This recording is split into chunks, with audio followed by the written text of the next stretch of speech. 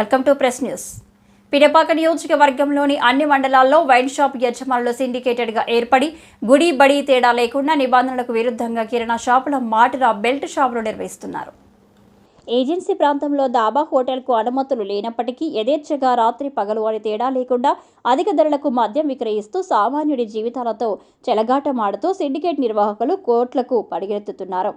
అన్ని రకాల డిపార్ట్మెంట్లను తమకున్న రాజకీయ ఆర్థిక బలంతో మేనేజ్ చేస్తూ ఎంఆర్పీ ధరల కంటే 20 రూపాయల నుండి 30 రూపాయల వరకు మద్యాన్ని అధిక ధరలకు విక్రయిస్తున్నారు.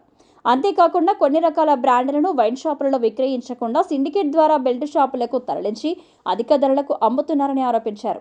మద్యం ప్రియుల యొక్క డిమాండ్ను ఆసరాగా చేసుకుని ఆ బ్రాండ్లను లభించకుండా చేసి సమయపాలన పాటించకుండా బెల్ట్ షాపుల ద్వారా భారీ మొత్తంలో విక్రయాలు జరిగేలా చేస్తూ ఇటు సామాన్యుడి నడ్డి విరుస్తూ అటు ప్రభుత్వానికి ట్యాక్స్ కట్టకుండా మోసం చేస్తూ కోట్లాది రూపాయలు అక్రమ వ్యాపారాలతో ఏజెన్సీలో మద్యం సామ్రాజ్యాన్ని నడుపుతున్నారని పేర్కొన్నారు. 5వ షెడ్యూల్ ఏజెన్సీ చట్టాలను ఉల్లంఘిస్తూ ఆదివాసీలతో పాటు అన్ని వర్గాల ప్రజలను మద్యానికి బానిసలు చేస్తూ వారి యొక్క ప్రాణాలతో చెలగాటమాడుతున్నారని పేర్కొన్నారు. కావున ఈ అక్రమ మద్యం వ్యాపారం చేసే సిండికేట్ దారులపై, గ్రామాలలో అక్రమంగా వ్యాపారం నిర్వహిస్తున్న బెల్ట్ షాపులపై, సిండికేట్ యాజమాన్యంపై ఎక్సైజ్ అధికారులకు తగు చర్యలు తీసుకోవాలని మండల ప్రజలు కోరుకుంటున్నారు.